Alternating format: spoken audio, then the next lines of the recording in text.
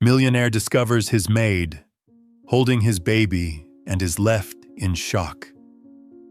The small bookshop sat quietly in the heart of the old town, once filled with the laughter of Emily, Thomas's late wife.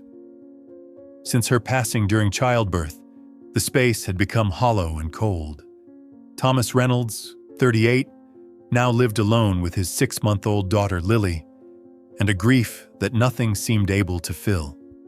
On a quiet Monday morning, after returning from opening the store, Thomas stepped into the house and was met by a soft, humming voice coming from the living room.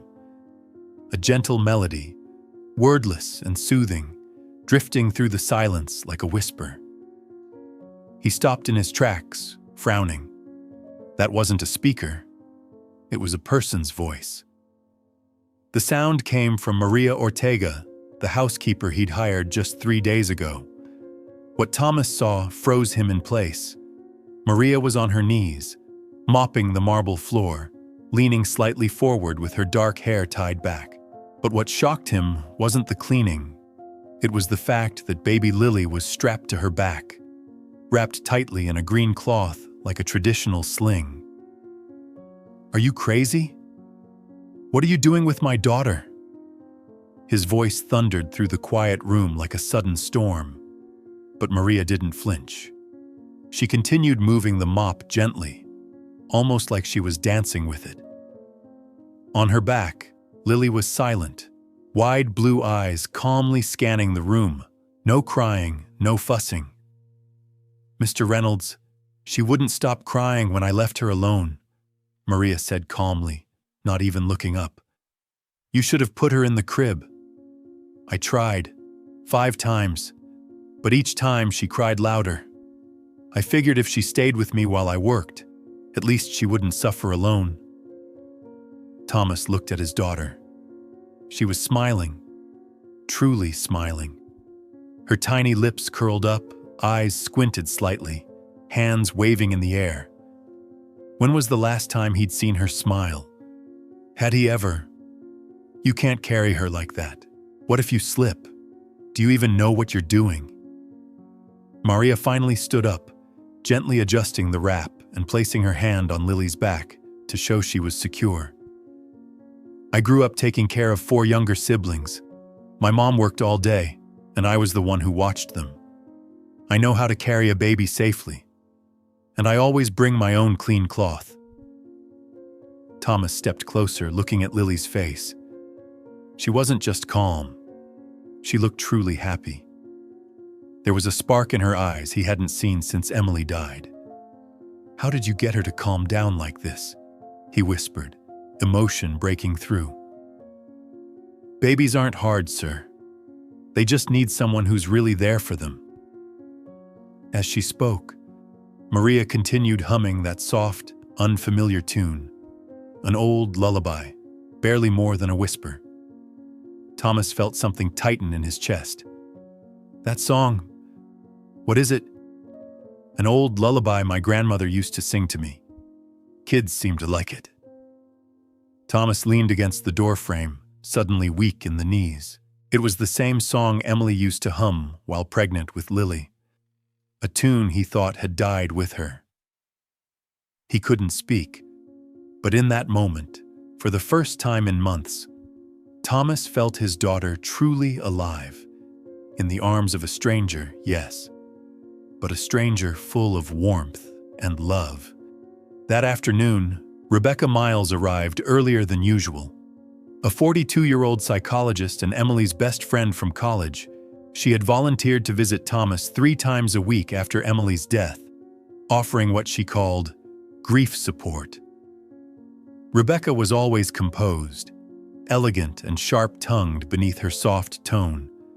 She spoke with certainty, always sounding like she knew best. To outsiders, she was a devoted friend, loyal to the promise she'd made to Emily, to look after Thomas and Lily if anything ever happened. Today, she arrived just as Thomas was talking with Maria, the new housekeeper who had just finished mopping. Lily was lying on a blanket nearby, waving her little arms and giggling at Maria. Rebecca paused in the doorway, a brief flicker of displeasure in her eyes. Then, her professional smile returned. "Thomas, it seems cheerful in here today." "Yeah, I was surprised too. Lily had a really peaceful morning." Maria gave a polite nod and started to retreat toward the kitchen, but Rebecca stopped her. "You're the new housekeeper, right?" "Yes, I'm Maria Ortega." Rebecca nodded, her gaze briefly flicking to Lily, then back to Thomas. "We need to talk," she said, gently but firmly. "Privately." Maria nodded again and left the room quietly. Lily cooed as she watched her go. Rebecca sat down, crossed her legs, and laid her folder on the table like a doctor starting a consultation. "Thomas, I've noticed Lily is developing an unhealthy emotional dependency on your housekeeper." Thomas frowned. "She's just helping when I'm busy." "No, it's more than that. This is a level of attachment beyond her role. If it continues, it could impact Lily's emotional independence. Infants need to learn how to self-regulate, not overly depend on someone who isn't family." Thomas looked toward Lily. She was still reaching toward the door where Maria had disappeared. His chest tightened. "But she's only 6 months old." "Exactly," Rebecca nodded. "This phase is foundational. If not handled properly, it can lead to attachment disorders later." Thomas felt dizzy. Since Emily's death, every decision about Lily had felt like walking in a fog. Rebecca always had answers, psychological terms he didn't fully understand, but they sounded convincing. "So what should I do?" he asked. "Set boundaries," she said firmly. "Maria is the housekeeper, not a nanny. Her focus should remain on cleaning, not childcare." Thomas clenched his fists. What if Lily cries? Crying is normal. Parenting doesn't mean eliminating every cry. It's part of her learning process, how to manage emotions. Rebecca's words felt like slow, slicing blades cutting into Thomas's uncertainty. He no longer knew what was real, his instincts or her logic. But Lily's look when she saw Maria, that calm, trusting gaze, still echoed in his mind. "Rebecca," he said quietly, "do you think I'm emotionally transferring my grief to Maria?" She looked up and smiled gently. "I think you're searching for something familiar in the emptiness. That's natural. But you have to be cautious. If those feelings evolve in the wrong direction, the consequences can be long-lasting." Thomas didn't respond. He just watched his daughter, slowly drifting to sleep on the blanket, without Maria nearby, yet breathing steadily. He didn't know whether he was doing the right thing, or giving up the one good thing his daughter had left since her mother died. The next day, Thomas called Maria into his office. He sat behind his desk, fingers tapping lightly on the wood surface, eyes fixed on a file, as if avoiding her gaze. "Maria, I need to talk to you," he began, voice low and steady. She nodded, standing upright before his desk. "About yesterday. I think I let emotions cloud my judgment. Rebecca was right. I need to reestablish clear boundaries." Maria remained silent, her expression softening. "I'd like you to focus only on the housework. Caring for Lily will be handled by me or someone professionally trained." A heavy silence settled in the room. Maria nodded gently, her voice quiet. "I understand, Mr. Reynolds. I won't touch the baby again." Thomas saw the look in her eyes, sadness but no resentment. She quietly turned and left, closing the door behind her. From that day on, Lily seemed like a different child, restless, fussy, waking frequently, crying every time she stirred. Maria heard those cries every day, standing outside the nursery door with clenched fists, never daring to enter. Once, Thomas asked, "Why didn't you soothe her?" Maria replied simply, "You told me not to." He remembered. Yes, he had said that. But now, those cries tore at his heart each night. Rebecca, as always, appeared just when he felt weakest. She introduced someone new, Catherine Hale, a newborn emotional regulation specialist with 20 years of experience. "She's not just a nanny," Rebecca explained. "She'll help Lily develop emotional independence. No more unhealthy attachments." Catherine was a stern woman in her 50s who rarely smiled. She documented Lily's every behavior like studying a specimen. At first, Thomas tried to believe he was doing the right thing.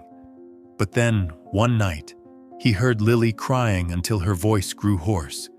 It wasn't a regular cry, not hunger, not discomfort.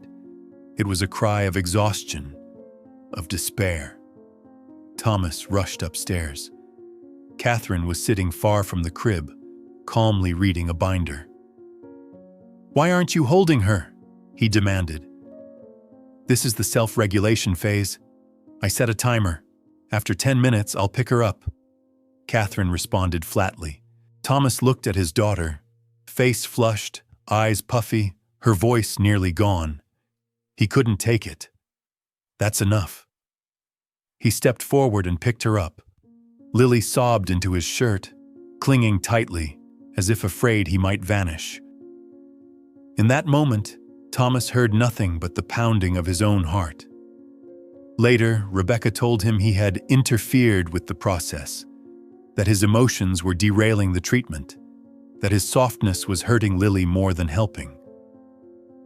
Thomas said nothing, but somewhere deep inside, a small voice had begun to rise. Being a father means trusting your instincts, not just cold advice. Lily was no longer the baby Thomas once knew. Ever since Maria left, the light in his daughter's eyes had slowly disappeared. She used to respond to his voice, even as a tiny infant. She would reach out, turn her head, cry when placed down, as if she understood her father was near. But now, her gaze was blank. Not just sadness, a true emptiness. Catherine continued her daily routine, documenting Lily's every move as if part of a clinical study. But Thomas no longer saw his daughter startled by sounds, smiling, or reacting to the world around her. One day, passing by her room, he paused and quietly watched her from the doorway. Lily lay flat on her back, eyes wide open, staring at the ceiling, her arms motionless, her face devoid of any expression. The sight chilled him to the bone. One night, a single memory flashed through his mind, bright and vivid like a forgotten sunrise. The day he walked in and saw Maria mopping the floor with Lily strapped to her back. Lily had smiled, a radiant smile. Her entire face lit up. It was the only time Thomas had seen his daughter genuinely happy. A moment full of warmth, now impossibly far away. He took out that photo, the one from that day, wiped off the dust, and sat in front of it for hours. He felt like he had done something wrong, or missed something he could never recover. The next day, he tried again, held Lily like he used to, whispered softly, even played the lullaby Maria once hummed. Lily didn't respond. She lay still, as if in another world. Thomas told Rebecca, his voice heavy with concern, but she only offered a calm, clinical smile. "That's emotional projection, Thomas," she said. "You're chasing a sentimental illusion." "But she used to smile at me. Now she doesn't." She was previously bonded inappropriately. Now she's learning to detach and self-regulate. Don't interrupt the neural recalibration. Thomas felt suffocated. He wanted to argue, but Rebecca always had answers, always the terms, always the logic. "Perhaps," she added, "it's time for Lily to receive more advanced care in a proper treatment facility." 3 days later, Lily was admitted to the Pine Hill Infant Emotional Development Center, a private, specialized clinic outside the city. Dr. Claudio Santos, the clinical director, was in charge. Rebecca assured Thomas that Claudio was one of the best, someone she had collaborated with on many similar cases. Thomas met Claudio once, a man in his 50s, dignified, always speaking in terms like emotional regulation architecture and reconstructing safety response pathways. Though uneasy, Thomas signed the temporary 2-week placement for evaluation and observation. But as the van carrying Lily pulled away from the front porch, Thomas felt something inside him collapse, as if a piece of his soul had just been taken away. He stood there a long time, fingers still gripping the contract copy, one image echoing through his mind: Lily's smile in Maria's arms. While Thomas struggled with the emptiness in his cold, silent home, Maria couldn't stop thinking about Lily. Since the day she left, Maria often dreamed of the baby, the clear blue eyes, the soft laughter that haunted her like a distant plea for help. One afternoon at the restaurant, while cleaning tables, she saw a news segment on television about private child therapy centers, mentioning Rebecca Miles as a family development consultant. But what caught her attention was the narrator's words. Rebecca Miles, an adult psychotherapist known for treating widowed clients coping with loss. Maria froze. Adults, not children, not infants. That night, she began digging deeper, and the more she found, the more disturbed she became. Rebecca had once been internally investigated by the Psychological Association for ethical misconduct, specifically for emotionally manipulating widowed clients to maintain dependence. She had never been convicted, but the accusations were well documented. Maria knew she had to act. The next day, she went to see Thomas. He looked pale, exhausted, his voice hollow. When he saw her, he hesitated. "Maria, I thought you never wanted to see me again." "I'm here for Lily," she said. "And for you." She placed a folder on his desk, filled with printed articles and old reports. Rebecca isn't a child therapist. She's a psychotherapist for adults, and she's been suspected of exploiting grieving widowers. Thomas stared at the papers, his face draining of color. Each line was a blade cutting deeper. "My God," he whispered. "And I trusted her." Maria looked straight into his eyes. "We can prove it. But she's smart. She'll never confess unless she thinks she's won. You need to make her believe you're still under her control." Thomas understood immediately. 2 nights later, Rebecca received a call from him. His voice sounded weak, trembling. "Rebecca, I feel so empty. Could you come over tonight?" When she arrived, Thomas looked broken, lost. He said softly, "You're the only one who understands me, Rebecca. I think I have feelings for you." Rebecca's eyes widened, then softened into a self-satisfied smile. She moved closer, placed a hand on his shoulder. "Thomas, there's no shame in that. I've always known there was something special between us." From the hallway, Maria hid quietly, phone in hand, recording every word. Rebecca began to talk more freely now, her voice dripping with a mix of passion and obsession. "You know, I've loved you since before Emily died. I just couldn't say it then. She was my friend. But fate has a strange way of opening doors." Thomas swallowed hard, pretending to be entranced. "And Lily? Do you really think she needs to be away from me?" Rebecca's smile hardened. "Lily needs to rebuild her attachment from scratch. Around you, she only relives pain. Claudio and I will help her start over, somewhere safe where no one can interfere." Thomas nodded slowly, feigning surrender. You're right. Maybe I'm not strong enough. I just hope you'll take care of her. Better than I did. Rebecca squeezed his hand, her eyes glowing with possession. Don't worry, Thomas. When this is over, it'll be just us, you and me. A new beginning. Behind the door, Maria clutched the phone tighter, tears streaking down her face. They finally had what they needed, the truth recorded in Rebecca's own voice. After that night, everything shifted. Thomas sent the recording to his lawyer and submitted it anonymously to the police. Maria turned in all the research she had gathered on Rebecca and Claudio. By morning, a formal investigation had already begun. But Thomas knew one thing for sure.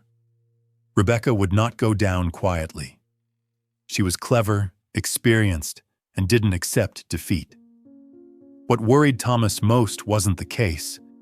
It was Lily. If Rebecca felt cornered, she might do something reckless. 2 days later, just as Thomas feared, Rebecca disappeared, cut off all contact.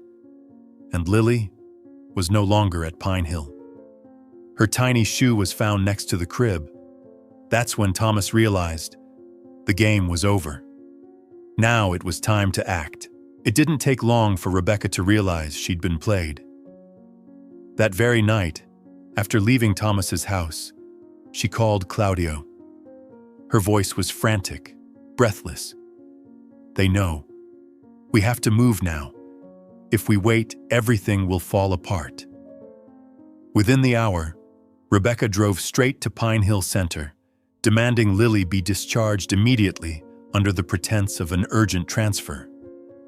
Claudio, though visibly shaken, complied, trusting that Rebecca still had control. But Thomas and Maria were prepared.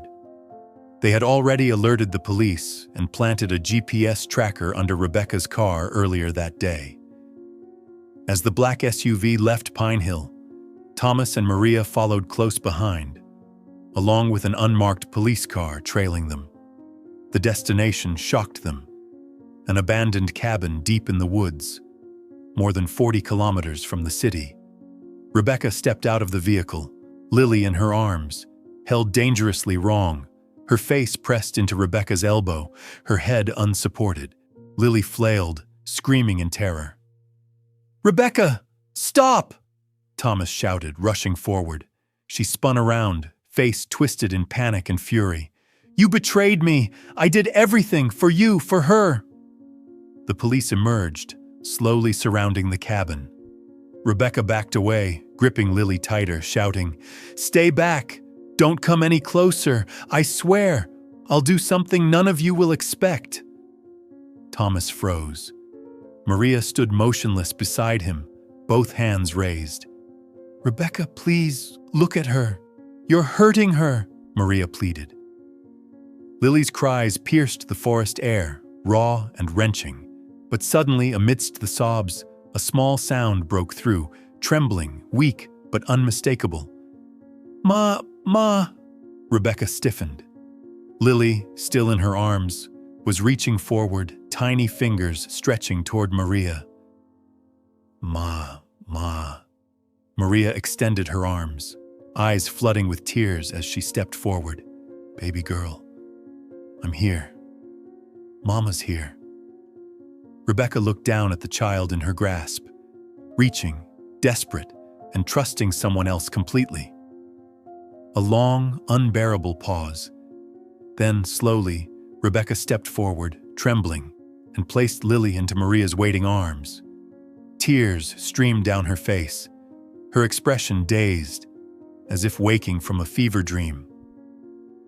The moment Lily was safe in Maria's arms, police officers closed in and handcuffed Rebecca. Claudio was arrested shortly after at the center while attempting to wipe patient records. Maria held Lily close, gently rocking her. Thomas stepped beside them, his eyes locked on his daughter, her cheeks still wet, but her lips curling into the smallest, purest smile he had seen in weeks. He dropped to his knees and embraced them both. "Let's go home," he whispered. Rebecca and Claudio were arrested. The nightmare that once seemed endless had finally come to a close. The court swiftly ordered the Pine Hill Center to be shut down. Rebecca was charged with multiple crimes, including emotional manipulation and endangering a minor. Claudio's license was revoked, and he was placed in custody awaiting trial. But for Thomas and Maria, the real battle was just beginning. Though Lily was now safe, the wounds inside her would not vanish overnight. She still startled in her sleep, still clung to Maria whenever loud sounds echoed. And worst of all, when she looked at Thomas, her gaze remained distant. Thomas held her, heart heavy. He once thought that rescuing Lily would make everything okay. But now he understood. Loving a wounded child also means learning how to heal yourself. 1 month after Rebecca's arrest, everything seemed to settle, at least on the surface. Thomas and Lily had returned to their small home in the old neighborhood, where everything had begun. But inside, a different journey was only just beginning. The journey to heal. Lily, now over 7 months old, no longer screamed or startled in her sleep like before. But she also didn't laugh, didn't babble, didn't lean into her father's arms the way she used to. Every time Thomas held her, his heart ached. She would look at him cautiously. No crying, but no clinging either, as if an invisible wall still stood between them. "You don't need to impress her," Maria said one afternoon, watching him fumble with a flashing toy. "Don't try too hard. Just be there." Thomas looked up, exhausted. "I want her to come back to me, but I feel helpless." Maria sat beside him, her gaze gentle but firm. Children don't need entertainers. They need someone truly present. Let her feel you every second, not through toys, but through your heart. That night, as the three of them sat together in the living room, Maria softly began to hum the old lullaby, the same one that once soothed Lily to sleep on her back. Thomas hesitated for a moment, then joined in. Their voices blended, not perfect, but warm and genuine. Lily stared at them at first. Then she sat up straight, her tiny hand brushing against her father's leg. She tilted her head, listening. And then a smile appeared, small, fragile, like the first ray of morning sun, but enough to bring tears to Thomas's eyes. "She remembers this song," Maria whispered, "and she recognizes your voice." Thomas leaned down, kissing his daughter's forehead. "I'm here. I'll always be here." In the days that followed, Lily began resting her head on his shoulder. She touched his cheek when he held her. Her first hug came quietly one breezeless afternoon, light as a feather, yet strong enough to shake his soul. In those moments, Thomas began to realize something he had never dared to name before. Every time Maria smiled, every time she held Lily with that quiet tenderness, every time Thomas caught her listening, not judging, not trying to fix him, just being there. The feeling was no longer gratitude, it was love, silent, steady, and growing like a sprout rising from the deepest cracks in his heart. And for the first time in months, Thomas no longer felt empty. He felt hope. After months of running from shadows, Thomas began learning how to simply sit still, in the light. The nights were no longer filled with screams or fear that Rebecca might appear again. Instead, there was Lily's steady breathing as she slept, the soft clinking of spoons in the kitchen, and the quiet strumming of a guitar Maria sometimes played in the evenings. Peace didn't arrive loudly. It came slowly, like a shy guest gently knocking, then quietly settling into their hearts. One evening, after Lily had fallen asleep, Thomas sat alone on the porch steps. The breeze was cool, the moon high, and the scent of freshly cut grass hung in the air. He heard soft footsteps, and then Maria sat beside him, holding 2 cups of warm tea. They didn't speak at first. They just sat, shoulder to shoulder, looking up at a sky full of stars. After a while, Thomas said softly, "Weren't you scared? Coming back to my house? Starting over with me and Lily?" Maria turned to him, didn't smile, just nodded slowly. "I was, but I was more scared of not coming back." Thomas said nothing. His throat tightened. "I thought I'd lost my daughter forever," he whispered. "And then, I lost faith in myself." Maria reached out and placed her hand on his. She didn't say a word, just held it, lightly, but firmly enough for him to know he wasn't alone anymore. For the first time in a long while, the silence between them felt safe, not empty. Thomas looked down at her hand, small, warm, with faded calluses. Hands that had cradled Lily, lifted him when he was drowning, reminded him that he was still a father worth trying. "I used to think what I felt for you was just gratitude," Thomas whispered, his voice catching. "But it's not. It's love, the kind that grows in silence, not in promises." Maria looked up, her eyes calm and kind. "For me, love isn't loud," she said. "It's in the little things, like how you sit beside her each night, even when she doesn't respond. How you relearned to hold her, not with technique, but with heart." Thomas smiled faintly, eyes shining. "I'm still not good at a lot of things. But you show up," Maria replied. "And that's enough." They sat in silence for a while longer. In that quiet space, Thomas felt something inside him slowly coming alive. Not with fanfare, not with drama, but with the steady presence of a woman who made no promises, yet never left.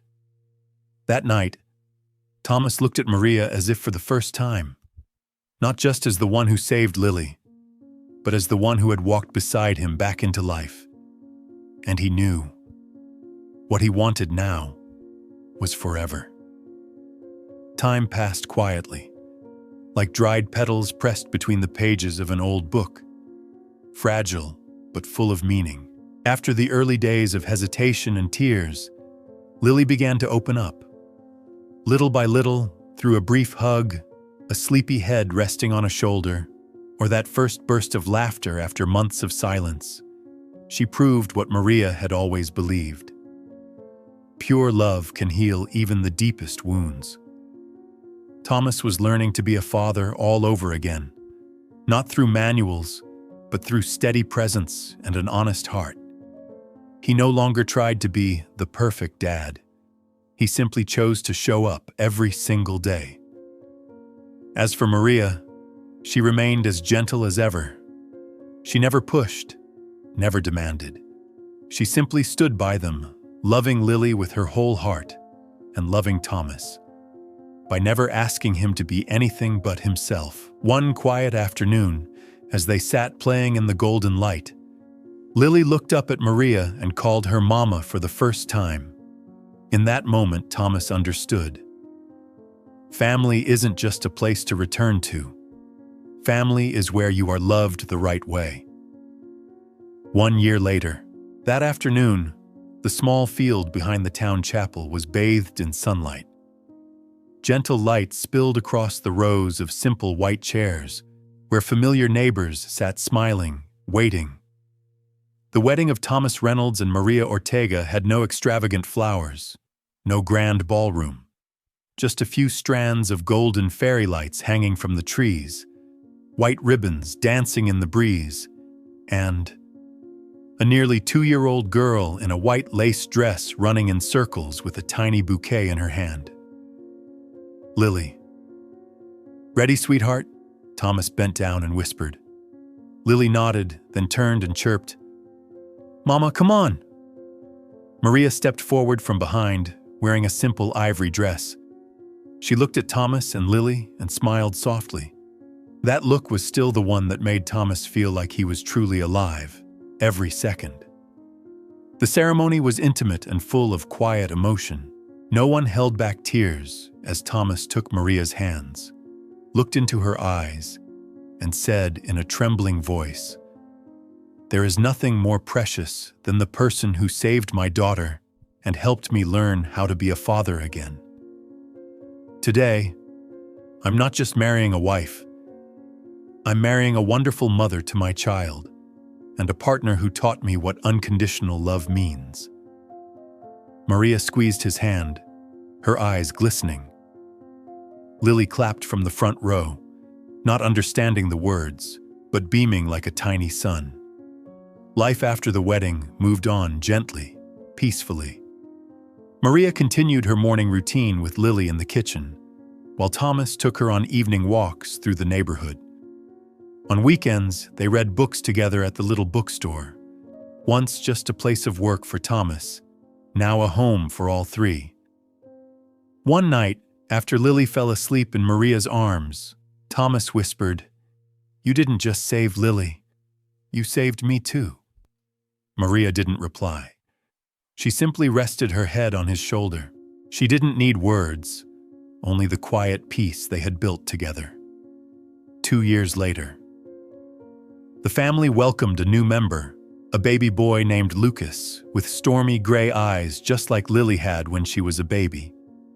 Now 3, Lily was bright, curious, and always eager to hold her little brother. "Mama, I'm a big sister now," she yelled across the house as Maria changed Lucas's diaper and Thomas tried to calm the squirming newborn. No one spoke of the past anymore. No one mentioned Rebecca or Pine Hill. Those were shadows, long gone, chased away by the light of a real family. Thomas often watched the 3 of them laughing together, heart full of gratitude. He hadn't just gotten his daughter back. He had found a home. And for the first time in his life, he understood. Family isn't something you're born into. It's something you build together.